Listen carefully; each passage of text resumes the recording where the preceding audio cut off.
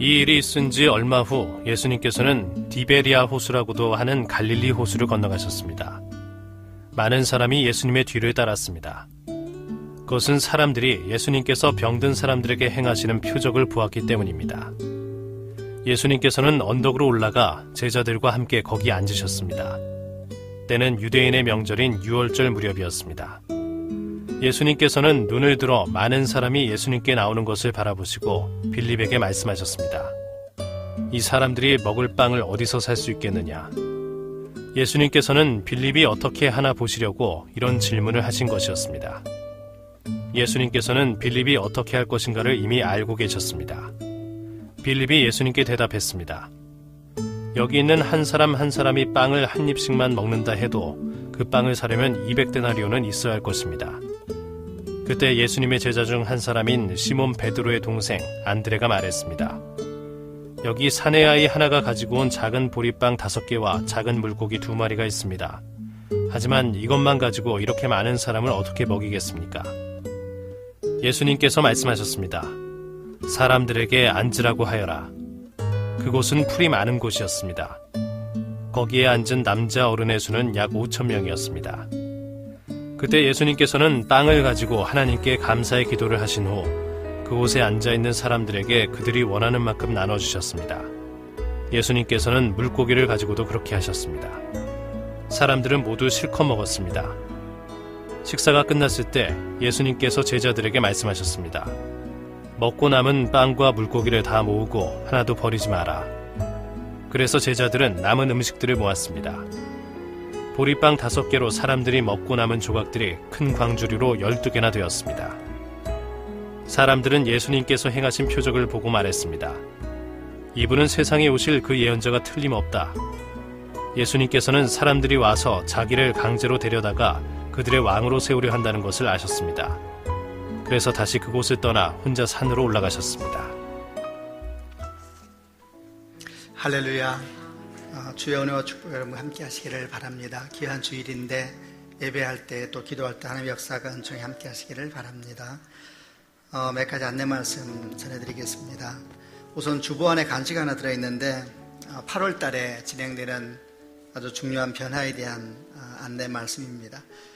다음 주일이 8월 첫 주일인데 다음 주일날 8월 첫 주는 저희 청년부가 중심이 되어서 여수 아우리치가 있어서 지금 청년부가 2시 반 예배, 4부 예배를 드리고 있는데 다음 주는 청년부 예배가 따로 드려지지 않고요. 그리고 그 다음 주 8월 10일부터는 청년부 예배가 한남에서 드리지 않고 송파에서 드리게 됩니다. 이제 그게 간절히 좀 나와 있습니다. 송파 캠퍼스에서 드림빌더스가 청년부 이름인데 새롭게 시작됩니다. 그래서 8월 10일 2시 30분부터 송파 캠퍼스에서 진행이 됩니다. 지금 현재 저희 교회 청년부 예배는 35세까지 예배를 드리고 있는데 아마 4부 예배 말고도 1, 2, 3부에도 청년들이 많이 계실 것 같아서 송파가 예배하기 참 좋은 곳입니다. 많이 가셔서 예배하시기를 바라고 아직 청년부에 속하지 않은 분들도 옆에 계시면은 말씀도 해주시고 또 권고도 해주시면 감사하겠습니다. 청년부 예배가 8월 10일 날 2시 반이 송파로 빠지게 되면은 여기 비어있는 곳에서는 4부 예배가 성인 예배가 한 번 더 시작이 됩니다.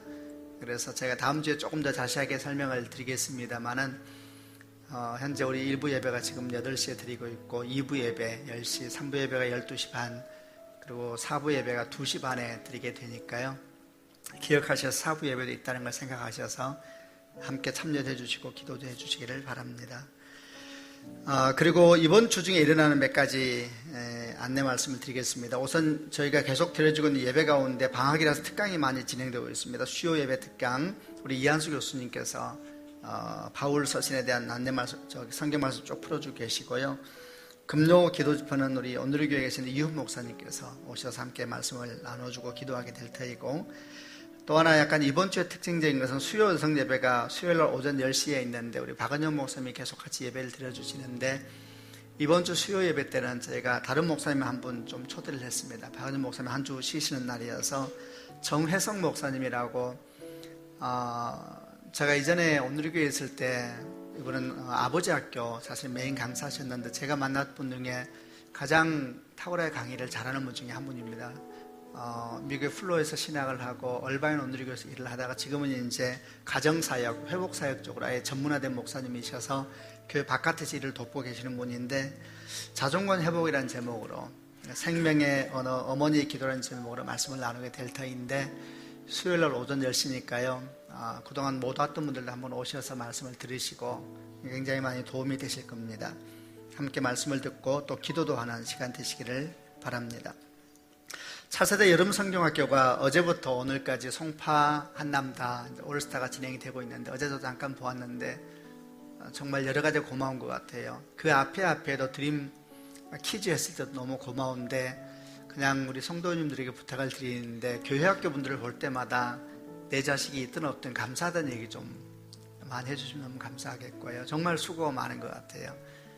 그냥 저는 목사로서 바라보는데 진짜 수고가 많다. 그리고 열심히 하고 어제 밤 9시 넘도록까지 아이들과 함께 예배하고 또 그전엔 잠도 자고 막 이렇게 진행이 되고 있는데, 볼 때마다 축복의 말씀 나눠주시고 또 감사의 마음도 같이 나누어 주시기를 바랍니다. 다음 주일날 성찬 예식이 있습니다. 매월 첫 주에 있는데 저희가 마지막 주에 미리 알려드리는 것은 마음도 준비하시고 또 복장도 잘 챙기셔서 다음 주일날 성찬 예식에 함께 귀하게 참여해 주시기를 바랍니다. 네, 고맙습니다. 우리 가슴에 손을 얹고 믿음을 고백하고 말씀을 나누겠습니다. 제가 먼저 고백하겠습니다. 하나님은 나를 사랑하십니다. 나는 그 사랑 안에 있습니다. 하나님은 오늘 나에게 말씀하실 것입니다. 그 말씀에 능력이 있습니다. 그 말씀에 생명이 있습니다. 나의 마음을 하나님께 열겠습니다.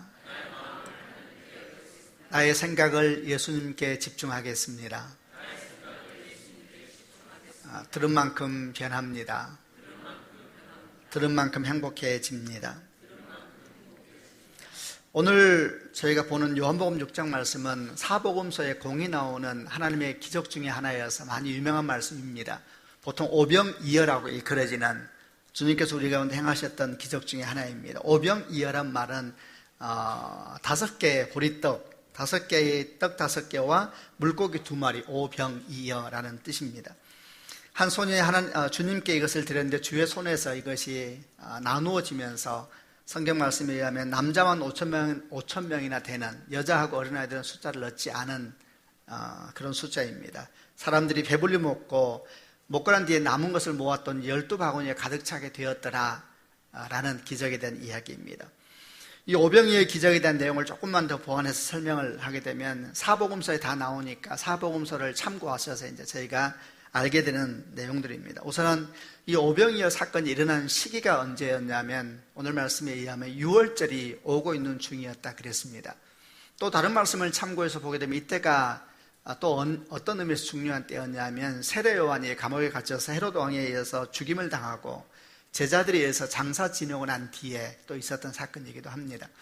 6월절이 오는 때였고 또 세례 요한이 목배임을 당하고 난 뒤였기 때문에 한편으로는 주 앞에 하나님께 감사할 명절이기도 하지만, 또 한편으로는 이스라엘 사람들 마음 가운데 큰 공허감이 있고 슬픔이 있고 또 분노도 있는 그런 복합적인 상황의 때였습니다.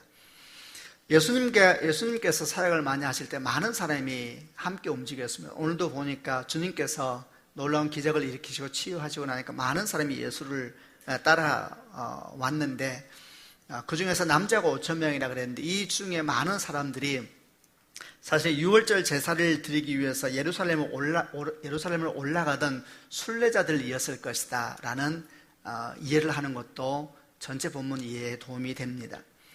많은 사람들이 모여들었습니다.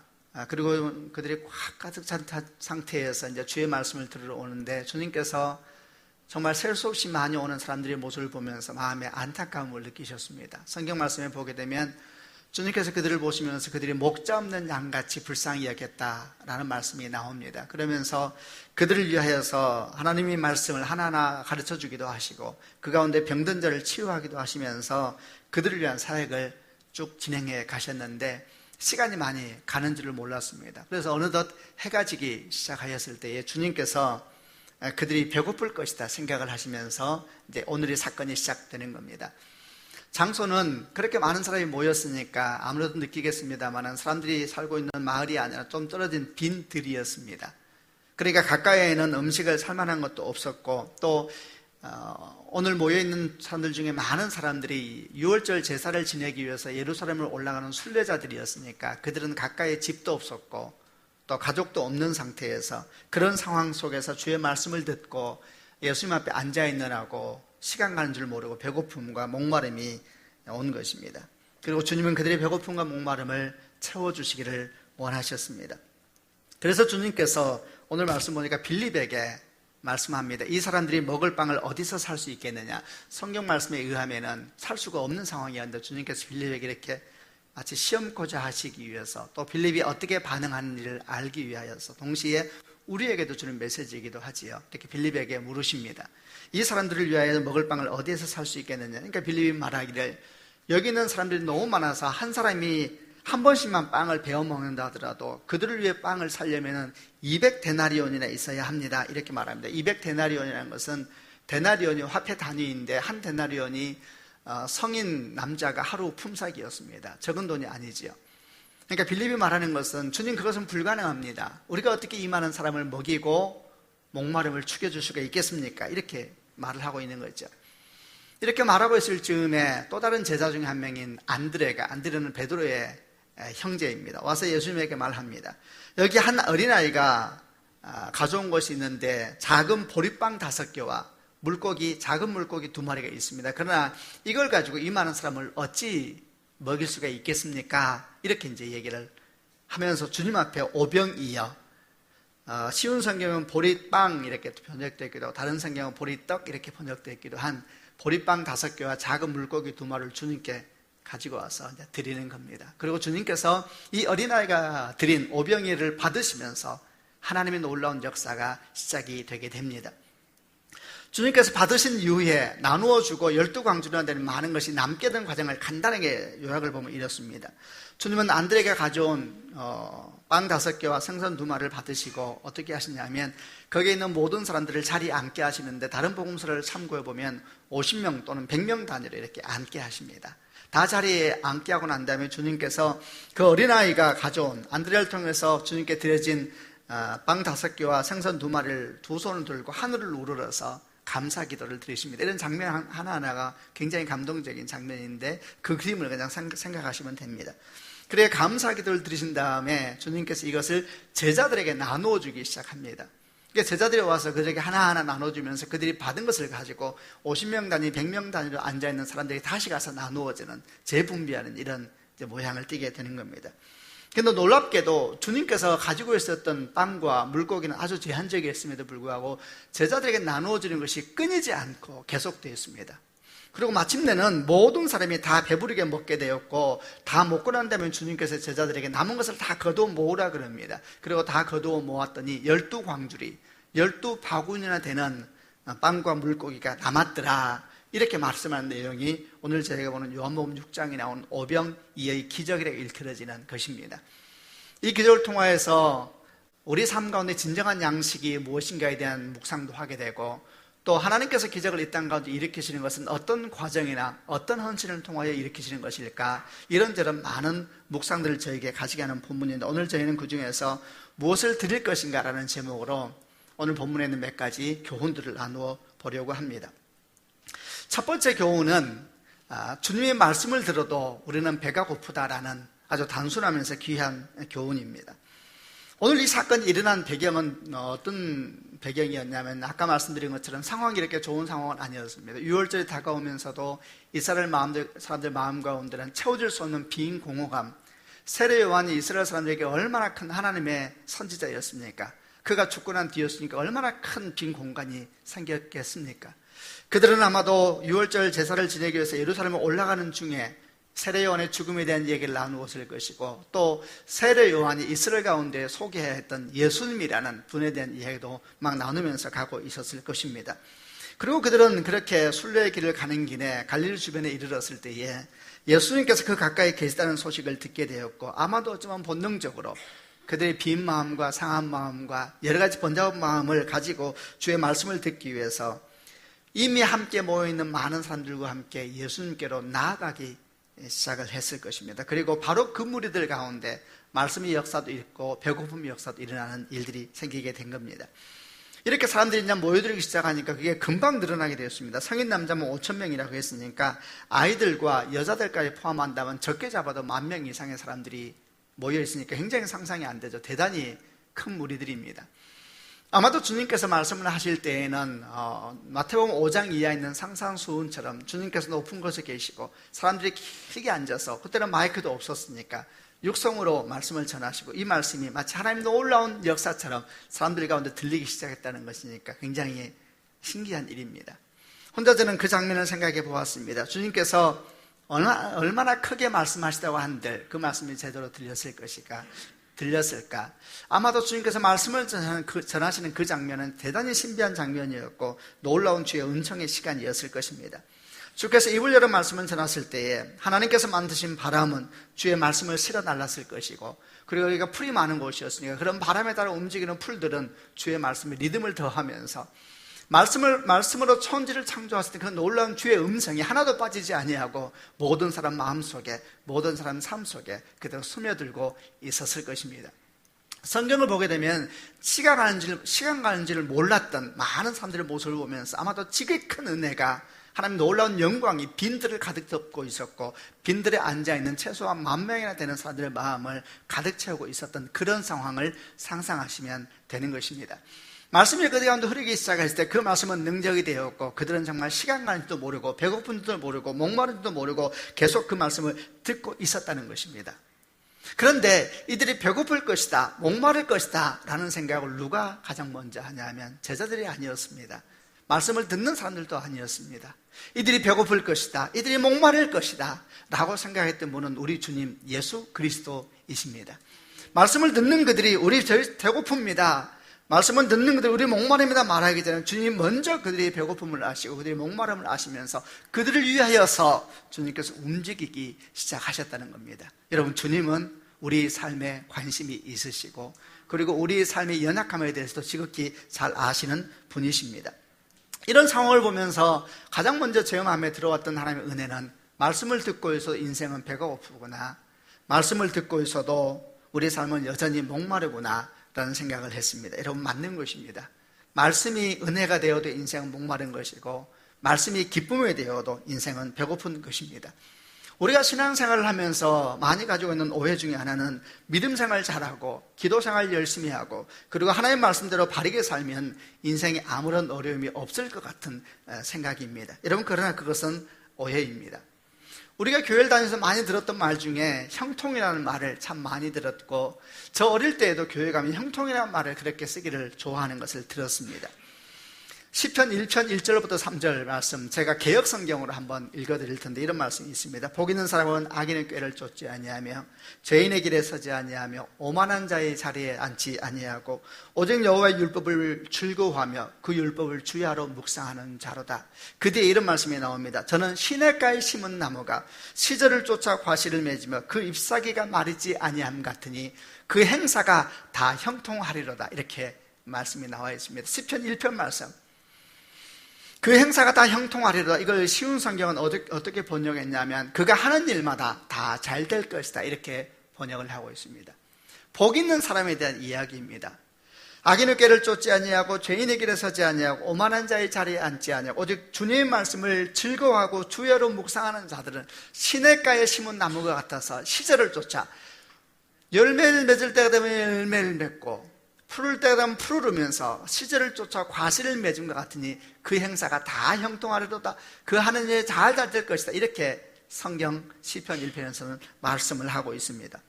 이사야 52장 13절에 이런 말씀도 있습니다. 여호와께서 말씀하시기를 보라, 내 종이 형통하리니 받들어 높이 들려서 지극히 존귀하게 되리라. 이 내 종은 예수님을 의미하는 예언의 메시지였습니다. 내 종이 형통하게 되리니 받들어 높이 들려서 지극히 존귀하게 되리라. 예수님이 형통하신 분이다, 이렇게 하나님께서 말씀을 하고 있는 겁니다. 여러분, 이런 말씀을 가만히 들으면 우리는 질문해야 합니다. 이 말씀은 정말 사실일까? 이 말씀만 가만히 읽다 보면 정말 우리가 주님을 잘 따르면 모든 일이 다 성공적으로 될 것 같고 하는 일마다 다 잘 될 것 같은데 정말 하나님의 말씀대로 살면 다 잘 되는 것일까? 정말 아무런 어려움이 없는 것일까? 힘들지 않고 외롭지 않고 그리고 지치지 않는 것일까? 고생하는 거 이제 그런 건 없어지는 것일까? 이렇게 질문하게 됩니다. 답은 아닙니다. 여러분 믿음 생활 잘해도 인생에는 위기가 오고 기도 열심히 하고 말씀대로 바르게 살아도 힘들고 지치고 외로운 시간이 오는 것입니다. 그런데 그럴 때는 오늘 이 말씀을 기억하시길 바랍니다. 그런데 주님께서 누구보다도 우리 그런 모습을 너무 잘 알고 계시다는 것입니다. 여러분 빈들이는 주의 영광에 가득 차 있었습니다. 한 사람 한 사람 눈은 반짝이고 있었고 그들은 주의 하나의 음성이 직접 귀로 들리는 눈으로 보이는 그런 놀라운 역사를 경험하고 있었습니다. 어찌 그들 가운데 배고픔이라는 걸 느낄 수가 있었겠습니까? 어찌 그들이 목마름을 느낄 시간이 있었겠습니까? 주의 은혜가 넘치고 넘치는데 말입니다. 만약에 누군가 그 빈들의 영광 가운데서 야 이제 배고파 라고 말하면 정말 분위기에 맞지 않고 너무너무 상황에 맞지 않는 상황인데 그 모든 상황 속에서 주님께서 먼저 그 말씀을 꺼내셨다.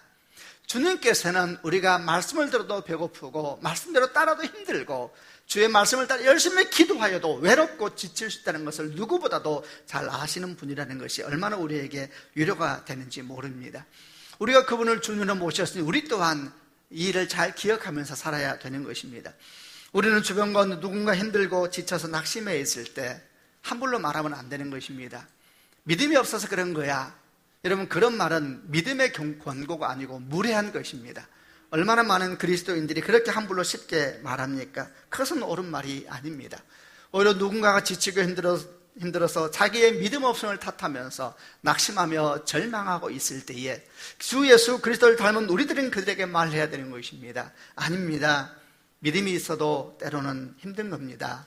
믿음이 있어도 아픈 겁니다. 믿음이 있어도 때로는 외로운 겁니다. 우리 주님도 오셨습니다. 먼 길에 지쳐서 우물가에서 주저앉으셨습니다. 우리 주님도 두려워서 밤을 새시면서 하나님의 은혜를 구하면서 기도하셨습니다. 그러나 포기하지 마십시오. 하나님께서 반드시 당신과 함께 하셔서 당신을 이기게 할 것입니다. 그것이 주님의 마음입니다. 그것이 믿음입니다. 이렇게 말해야 되는 것입니다. 형통이라는 말은 내 인생에 아무런 어려움이 생기지 않는다는 말이 전혀 아닙니다. 이 형통이라는 말은 성경에서 쓰고 있는 중요한 언어 중에 하나인데 동시에 성경에서는 이 형통이 어떤 뜻인가에 대해서도 풀어놓고 있는 말씀도 있습니다. 그 말씀이 로마서 8장 28절 말씀인데 로마서 8장 28절은 쉬운 성경보다는 개역 성경에 조금 더 이해가 도움이 된다는 생각이 들어서 개역 성경 로마서 8장 28절을 같이 한번 읽어보려고 합니다. 같이 읽겠습니다. 로마서 8장 28절 시작. 하나님을 사랑하는 자 곧 그 뜻대로 부르심을 입은 자들에게는 모든 것이 합력하여 선을 이룬 하나님을 사랑하는 자 곧 그 뜻대로 부르심을 입은 자들에게는 여러분과 접니다. 하나님을 사랑하는 자 곧 그 뜻대로 부르심을 입은 자들에게는 모든 것이 합력하여서 모든 것이 합하여져서 선을 이루게 될 것이다. 사도 바울을 통하여 성령께서 말씀하고 계시는 겁니다. 형통이라는 말은 우리 삶에 어떤 어려움도 생기지 않는다는 말이 아니라 믿음을 가지고서도 이런 어려움도 생기고 저런 어려움도 생길 것이다. 이렇게 위기를 당하고 저렇게 슬픔이 다가오고 지치고 외로운 시간들도 갖게 될 것이다. 그러나 하나님께서 이 모든 상황들을 합해지게 하셨을 때에는 놀랍고 아름다운 열매를 맺게 하실 것이다. 상황 하나하나는 슬픔이고 외로움이라 말할지 모르지만 하나님이 함께 하시면 주님께서 이 모든 상황을 모으셔서 위대하고 놀라운 열매로 위대하고 놀라운 결실로 당신 앞에 보상하여 주실 것이다 라는 것이 형통이라는 성경적인 뜻인 것입니다. 저는 제가 청소년 사역을 할 때에 한 고등학생에게 받았던 아주 충격적인 이야기를 전해드리면서 제 마음 가운데 평생 잊지 못하는, 말하자면 제가 그때 목사였고 그 아이는 제가 가르치는 학생이었는데 제 마음속에 멘토같이 제 마음속에 잊을 수 없는 조언처럼 남아있는 한 가지 기억이 있습니다. 그 학생은 고3이었는데 아주 괜찮은, 정말 괜찮은 아이, 신앙도 너무너무 바를 뿐만 아니라 공부도 잘하고 모든 것에 성실한 아이입니다. 얼마나 본받을 것이 정말 많은 아이인지도 모릅니다. 근데 이분의 어머니가 저한테 어느 날 있었던 얘기를 와서 해주더라고요. 저녁 늦게 공부를 마치고 들어와서 외아들 혼자 있는데 정말 한 번도 부모 실망을 시키지 않는, 어떻게 이렇게 애가 잘 자랄 수 있을까라고 할 만큼 애가 그런 아이인데, 들어와서 이제 늦은 밤에 막 씻고 있을 때 어머니가 뒤에서 아주 정말 기쁘게 바라보고 있었대요. 너무너무 행복한 아들이죠. 근데 문득 아이가 씻다 말고 뒤를 돌아보면서 너무나 자기를 따뜻하고 행복하게 바라보고 있는 엄마를 향해서 엉뚱한 얘기를 툭 하더래요. 이렇게 말을 했습니다. 엄마, 나도 재수할 수 있어. 그러니까 이 어머니가 평생 한 번도 생각해 본 적이 없었던 아이니까, 그 아이는 사실 시험을 안 쳐도 들어갈 정도의 탁월한 성적을 가진 아이거든요. 한 번도 생각해 보지 않는 얘기를 아들이 툭 씻다 말고 하니까 갑자기 어머니가 당황스러워서 약간 이렇게 당황하는 모습을 보이게 됐습니다. 그러자 그것을 보고 있던 아들이 딱 이렇게 한마디 하더래요. 엄마, 왜 많은 엄마들은 자기 자식이 요셉 같은 인생이 되기를 원하면서 요셉이 감옥 속에서 2년 동안 잊혀진 인생이 있었다는 걸 모르고 있을까? 그리고 돌아서서 계속 씻더래요. 저는 그 얘기를 전해 듣는데 정말 소름이 끼쳤습니다. 아, 나는 그의 목사이고 그는 내 아이인데 나보다 더 낫구나. 여러분, 저는 그 아이를 평생 잊지 않고 있습니다. 그 이후에도 이런 일 저런 일이 있었는데 저는 항상 그 아이에 대한 생각을 가지고 있고, 그 아이가 했던 이야기 때문에 제 인생도 많은 영향을 받게 되었습니다. 여러분, 성경에서 모든 일이 형통했다라고 말할 때 대표적으로 예를 드는 사람이 요셉이라는 사람인 것은 여러분 아실 것입니다. 창세기 39장 3절 말씀에 보디발은 여호와께서 요셉과 함께 계시다는 것을 알았습니다. 보디발은 여호와께서 요셉이 하는 일마다 성공하게 해주신다는 것을 알았습니다. 개역 성경은 그의 범사에 형통하게 하심을 보았더라. 보디발이 가만히 보니까 요셉이 보통 사람이 아닌 거예요. 자기 종인데, 근데 보통 사람이 아닌 거예요. 신부는 자기 종인데, 여러분, 신분이 인생을 결정하지 않지 않습니까? 신부는 자기 종인데 범상치 않은 사람, 함부로 해서는 안 되는 사람, 그런 사람이 요셉인 것을 알았는데, 이유는 하나님께서 그가 하는 모든 일마다 잘되게 해주시는 것을 알았기 때문이다 기록하고 있습니다. 39장 23절 말씀에 간수장은 요셉이 하는 일에 조금도 간섭하지 않았습니다. 그것은 여호와께서 요셉과 함께 계셨기 때문입니다. 여호와께서는 요셉이 무슨 일을 하든 성공하게 만드셨습니다. 개역성경은 그를 범사에 형통하게 하였더라 이렇게 말하면서 형통을 말할 때 대표적으로 쓰는 예가 요셉의 삶에 대한 얘기를 하곤 합니다. 근데 여러분, 참 아이러니한 것은 이렇게 그가 하는 일마다 형통하게 하였더라, 주변 사람들이 그가 하나님께서 형통케 하는 사람인 걸 알았더라라고 말한 이 시즌이 언제였느냐?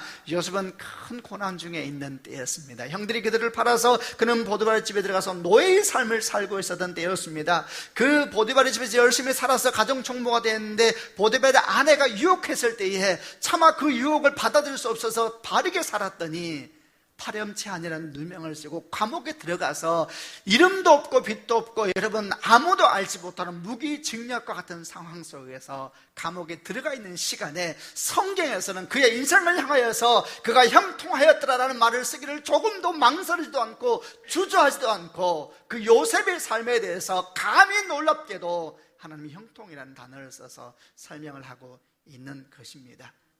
형통이라는 말은 모든 것이 아무 문제가 없다는 말이 아니라 문제는 있을 겁니다. 그러나 두려워할 것이 없는 것입니다. 왜냐하면 하나님께서 당신보다 더 당신을 잘 아시고, 당신의 목마름보다 더 큰 목마름을 아시고, 당신의 슬픔보다 더 큰 슬픔을 아시면서 당신의 삶을 합력하여 선을 이루시는 분이시기 때문입니다. 아멘. 시편 37편 23절부터 25절 말씀은 이렇게 기록이 되어 있는데 같이 한번 한 절씩 읽어보려고 합니다. 제가 먼저 23절을 읽겠습니다. 여호와께서 어떤 사람의 가는 길을 기뻐하신다면 그 사람의 발걸음을 굳게 붙잡아 주실 것입니다.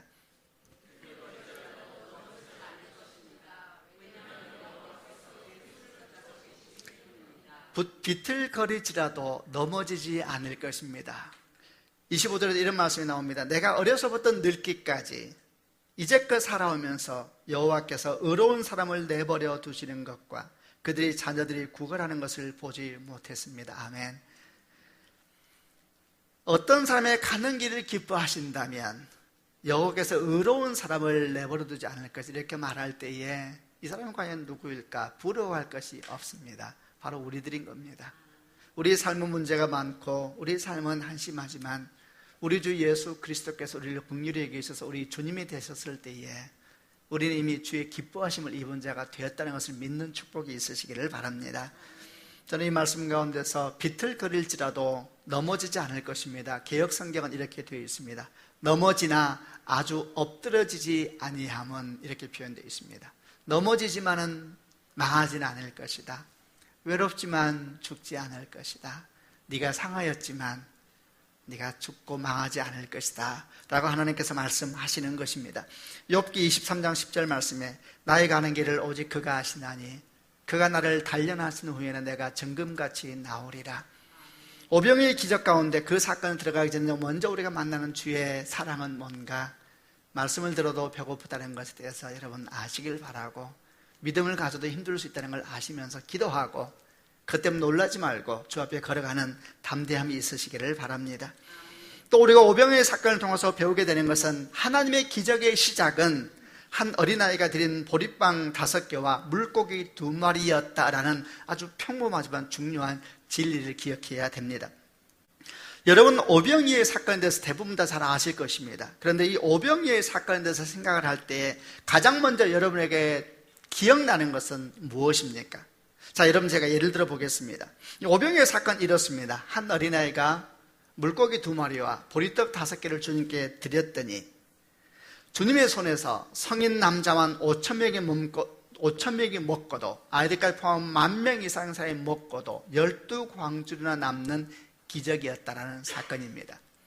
여러분, 이 가운데서 5,000명의 숫자와 12광줄이라는 것이 더 기억에 남는지, 아니면 한 어린아이 그리고 그 손에 들린 물고기 2마리와 보리떡 5개가 더 기억에 남는지, 어떤 것이 어느 쪽에 더 눈이 가는지 한번 생각해 보시길 바랍니다. 어떤 사람은 5,000명의 숫자와 12광주리에 더 눈이 갈 것이고, 어떤 사람은 한 어린아이와 그 아이 손에 있는 보리떡 5개와 물고기 2마리가 더 눈이 가기도 할 겁니다. 여러분, 보통 우리는 말씀을 묵상할 때에 원인보다는 결과에 대해서 묵상하기를 좋아합니다. 왜냐하면 결과는 은총이고 은혜고 하나님의 풍성함을 우리에게 가르쳐주기 때문입니다. 그러나 하나님의 역사가 만약 우리 삶에 그대로 재현되길 원하는 사람이라면 여러분, 우리는 결과보다 시작에 대해서 더 주목할 수 있는 안목을 가져야 합니다. 왜냐하면 아주 대부분의 경우에 결과는 주님께 속한 것이고 시작은 내게 속한 것이기 때문입니다. 아주 대부분의 경우에 결과는 내가 어찌할 수 없지만 시작은 내가 어찌할 수 있는 것이기 때문입니다.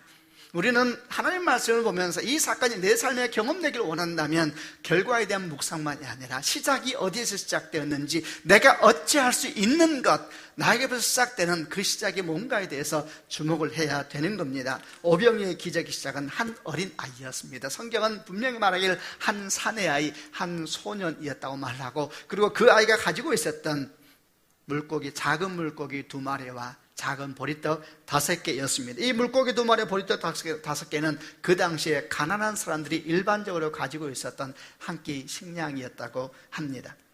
그런데 주님께서 이 어린아이가 이 작은 것을 주님께 드렸을 때에 우리가 아는 결과를 낳게 되었습니다. 엄청난 결과였습니다. 여러분, 이런 모든 과정을 전체적으로 보면서 우리는 중요한 교훈을 또 찾을 수가 있습니다. 그것은 하나님께서 기뻐하시는 헌신은 어떤 헌신일까? 하나님의 사건을 일으키는 헌신은 어떤 모양을 가지고 있는 것일까? 그리고 한 어린아이와 아까 말한 물고기 2마리와 보리떡 5개로 설명되고 있는 이 원인을 바라보면서 이 헌신은 어떤 의미가 있는 것일까? 그리고 나는 어떤 헌신을 주께 드려야 되는 것일까? 질문하면서 답을 찾아가 볼 수가 있는 겁니다. 하나님께서 우리에게 주시는 헌신에 대해서 가르쳐주는 메시지입니다. 첫 번째, 주님은 우리의 가장 소중한 것을 받기를 원하신다라는 겁니다. 우리는 이 아이의 물고기 2마리와 보리떡 5개 오병이를 어느 정도의 가치로 평가하고 있는지는 몰라도, 그러나 이 아이에게는 자기 한 끼 식량이었습니다. 어린아이는 자기 것이 없죠. 그러나 이 아이에게 있는 유일한 자기 것은 오병이요, 아마도 어머니가 아침에 이 아이 한 끼 식사를 위해 쌓아준 그런 식량이었을 겁니다. 이 아이에게는 가진 모든 것이었습니다. 그리고 이것을 내놓는 순간 어린아이도 알고 있을 겁니다. 자기 먹을 것을 내어놓는다는 사실을. 그것이 없으면 그는 한 끼를 굶는 것입니다. 여러분, 하나님은 우리 인생의 가장 소중한 것을 받으시기를 원하십니다. 그러나 여러분, 소중한 것을 받기 원한다는 의미가 결코 더 많은 것, 더 고급스러운 것, 더 화려한 것을 원하신다는 말이 결코 아닙니다. 하나님께서 우리 가장 소중한 것을 원하는 성경에 많은 기록이 나옵니다. 아브라함에게는 아들 이삭을 원하셨고, 그리고 오늘 이 아이에게는 오병이어가 바로 그것이었고, 그리고 신약 성경에서는 예를 들어 한 사람 부자 청년에게는 그의 가진 것을 다 팔아서 가난한 자에게 나누어 주고 너는 나를 따르라 그랬습니다. 이 부자 청년이 오해한 것은 주님께서 돈을 말하는 줄 알았다는 것이지요. 여러분, 하나님께서 우리 인생의 가장 소중한 것을 받기 원하신다는 이야기를 다른 말로 하면 주님은 우리 인생의 가장 소중한 분이 되고 싶어 하십니다. 아멘 하시기를 바랍니다. 주님은 내 인생의 가장 소중한 분이 되기를 원하십니다. 여러분, 헌신이라는 것은 단순히 무엇을 드리는 것이 아니라 드리는 그 자리에 다른 것으로 채우는 과정입니다. 뭘 채웁니까? 우리 주님으로 채우는 과정이 헌신이라는 과정입니다. 주님은 나의 가장 소중한 걸 받기 원하시고 그 자리에 당신이 좌정하기를 원하시는 분인 것입니다. 또 주님은 우리에게 무엇을 받기를 원하신가? 그것은 우리 일상 속에서 일어나는 아주 평범하고도 작은 헌신들을 받기를 원하십니다. 이 소년의 오병이어의 헌신을 보면서 제 마음 가운데 가장 감동이 되었던 것은 다른 무엇이 아니라 이 헌신이 너무나 소박하고 일상적이며 아주 겸손한 내용이었다는 겁니다. 여러분, 저는 이런 생각을 해보았습니다. 그렇게 많은 사람들 중에 혹시 먹을 것이 뭐가 있는가 확인하고 있었을 때, 사람들에게 물었을 때 제자들이 아무도 말하지 않고 그 중에 한 어린아이가 벌떡 손을 들면서 제게 먹을 것이 있습니다라고 말할 때에 아마 수많은 사람들이 그 아이를 보았겠죠. 그런데 그 아이가 가슴 속에서 오병이어 작은 소금에 절인 물고기 2마리와 그리고 보리떡 5개를 주섬주섬 꺼냈을 때에 여러분, 그것을 보는 다른 사람들은 어떤 생각이 들었을까요? 내놓지 못하는 자기 자신이 부끄러웠을까요? 아니면 그렇게 초라한 것을 저렇게 담대하게 넣어놓는 아이가 참 철없구나 생각을 했을까요? 저는 사실 후자에 대한 생각을 해보았습니다. 아주 어렸을 때 이야기인데 초등학교 때 소풍을 갔습니다. 그때는 소풍 가면은 이제 부모님들이 아이 손에 도시락을 하나 더 싸고 또 맛있는 걸 더 해서 선생님 갖다 드리라고 이제 부탁을, 선생님 갖다 드리라고 이야기를 했습니다. 저희 어머니가 저한테 김밥을 하나 더 싸주셨습니다. 선생님 갖다 드리라고. 저는 이제 가지고 와서 소풍을 산에 가서 밥을 먹으면서 때를 보았습니다. 언제 갖다 드릴까? 그러면서 다른 아이들은 뭘 갖다 드리는가 보았습니다. 어떤 아이는 치킨을 사서 선생님에게 갖다 드렸고, 어떤 사람은 정말 이쁜 도시락에 착착착 몇 단을 쌓아가지고 선생님에게 갖다 드리고, 그런 저는 계속 멀리서 지켜보았습니다. 제 도시락을 생각해 보았습니다. 그에 비해서 너무나 초라해 보였습니다. 소풍이 끝나기까지 그 도시락은 제 가방 안에 그냥 들어 있었습니다. 나는 이 어린아이가 너무나 초라하고 아주 일상적인 이 오병이어를 주님께 드린 사실이, 드릴 수 있었던 그 마음이 너무나 부럽습니다. 나는 우리 주님께서 이 어린아이의 그 겸손한 식사를 그 많은 사람들 앞에서 받을 뿐만 아니라 그 많은 사람들 앞에서 그 음식을 2손으로 높이 들고 우리 주님 앞에 감사의 기도를 드리는 모습이 너무나 감사합니다. 여러분, 이런 모습을 볼 때 가장 감동했던 사람은 아마도 이 어린아이일 것이고, 어쩌면 이 어린아이는 너무 어렸으니까 그런 생각이 없었는지 몰라도 저는 그 모습을 묵상하면서 마치 제 가방 속에 숨겨 있었던, 약간은 초라하게 보였던 그 김밥 도시락을 높이 들고 있는 것 같은 하나의 모습을 생각해 봅니다. 나는 나를 부끄러워하지만 하나님은 나를 부끄러워하지 않으신다. 나는 이 어린아이의 겸손한 식사가 주님께 드려졌을 때, 그리고 주의 그 겸손한 손에서 다시 나누어지기 시작했을 때에 이 어린아이는 참으로 신기했을 것입니다. 분명히 자기가 드린 것은 작은데 끊임없이 나누어지는 보리떡과 끊임없이 흘러나오는 물고기를 보면서 아마 신기하고 또 신기했을 것입니다. 이 어린아이는 그렇게 많은 사람이 나누어주고 마침내 자기에게도 자기가 드렸던 그 식사가 다시 주의 손을 통해서 다시 나누어지고 있고 자기가 받고 배불리 먹었을 때에 그 감동이라는 것은 이루 말할 수가 없었을 겁니다. 우리는 헌신을 말하면 뭔가 특별한 것을 드려야 된다고 생각을 하면서 이렇게 말하기를 좋아합니다. 좀 준비되면 하겠다고. 다른 말로 하면 이런 말이죠. 헌신을 하려고 해도 좀 모양 있게 해야죠. 이런 마음이 우리 가운데 있는 것입니다. 우리는 뭘 원하는 것일까요? 우리는 하나님 앞에 나가면서도 좀 뽀대 있게 나가기를 원하고, 하나님 앞에 나가면서도 역시 네가 남달라라는 말을 듣고 싶어 하고, 하나님 앞에 기도하면서도 제 기도 좀 특별하잖아, 아마도 이런 말을 듣고 싶어 하는 마음이 우리 가운데 있는 것 같습니다. 만약 우리 마음 가운데 이런 마음이 있다면 우리는 이 어린아이 헌신에서 겸손하게 배워야 합니다. 그리고 그 어린아이의 참 작고도 작은 헌신을 두 손으로 안으시고 하늘 향해 높이 드시는 하나님의 마음을 보고 또 보아야 합니다. 우리는 이런 말을 좋아합니다. 최고의 하나님께 최선의 것을 올려드리자. 저는 몹시 이 말을 좋아합니다. 주님은 최고의 것, 최선의 것을 받으시기 합당한 분이십니다. 그러나 이 말은 결코 헌신을 해도 좀 뽀대 있게 하다라는 말이 전혀 아닌 것입니다. 그것은 세상적인 해석입니다. 만약에 헌신을 해도 좀 모양 있게 해야 한다고 말한다면 성경의 오병이의 기적은 영원토록 기록되지 않았을 것입니다. 하나님께서 우리에게 기뻐하는 말씀하는 헌신은 무엇인가? 아주 일상적이며 아주 검소하며 매일매일 주님께서 기뻐하시는 그런 헌신을 받길 기뻐하시고, 우리는 지극히 작은 헌신을 할지도 주님은 그것을 받으시고 두 손을 높이 들고 하늘 아버지께 감사하는 모습으로 우리에게 나타나시는 것입니다. 또 한 가지 우리가 이 어린아이 헌신에서 배우게 되는 것은, 헌신이라는 것은 자발적으로 기쁨으로 해야 된다는 것입니다. 또 이런 약간 엉뚱한 생각을 해보았습니다. 이 어린아이가 오병이어를 주님께 드렸을 때에 정말 다른 사람은 가지고 있는 것이 없었을까? 누구라도 해봤을 생각이죠.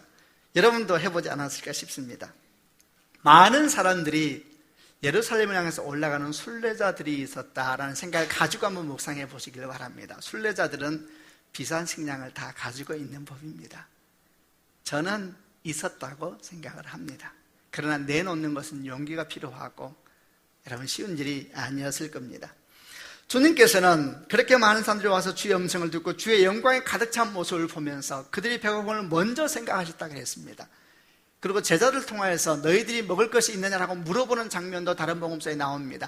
그래서 사람들에게 함께 나눠 먹을 것이 있는지 좀 말해주세요라고 말을 했을 겁니다, 제자들이. 근데 그렇게 말했지만 그렇게 말씀을 기뻐했던 그들 가운데서 단 한 사람, 한 어린아이만이 가슴 속에서 작은 소금에 지른 물고기 2마리와 작은 보리떡 5개를 가지고 나와서 주님 품에 안겨졌을 때 주님은 어떤 마음이 드셨을까요? 성경을 보니까 주님이 사람의 마음을 아신대요. 딱 주님께서 그들을 바라보시면서 당신 오른쪽 가슴 안에 보리떡 10개, 왼쪽에 물고기 5개. 당신 오른쪽 가슴 안에 물고기 5개, 왼쪽에 보리떡 10개. 짚으셨으면 얼마나 놀라운 일이 생겼을까요? 사람들은 대단하다. 과연 사람의 마음을 아시는 분이시구나. 여기저기 사람들은 기쁨으로 헌신을 시작했을 것입니다. 그런데 여러분, 하나님께서는, 우리 주님께서는 거기에 대해서 어떤 반응도 안 하십니다. 그리고 이렇게 묻지도 않습니다. 정말 이거밖에 없단 말이냐? 하나도 묻지 않습니다. 왜 묻지 않으실까요? 기쁨으로 자발적으로 드리지 않는 헌신은 주님이 그렇게 관심이 없으시니까요. 그냥 생각하시기를 바랍니다.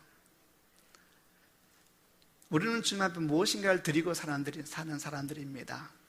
그래서 주님은 우리의 가장 귀중한 걸 받기를 원하시고 가장 검소하면서 일상적인 삶에서 받기를 원하시고 그리고 기쁨으로 자발적으로 그 헌신을 받기 원하시는 겁니다.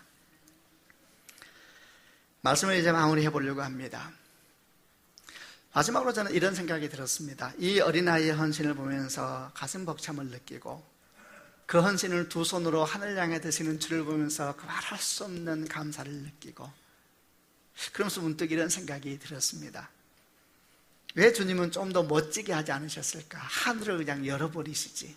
구약은 만나도 떨어졌다던데 왜 주님은 하늘을 열고 음식을 떨어뜨리지 않으셨을까? 주님은 사람들이 목마르고 배고플 때 하늘을 열고 음식을 떨어지게 하지 않으셨습니다. 그 대신에 한 어린 아이의 겸손한 헌신을 사용하셔서 그들이 배고픔을 채워주기를 원하셨습니다. 여러분, 지금도 세상은 목마르고 배고픕니다. 지금도 세상은 외롭고 슬픈 것입니다.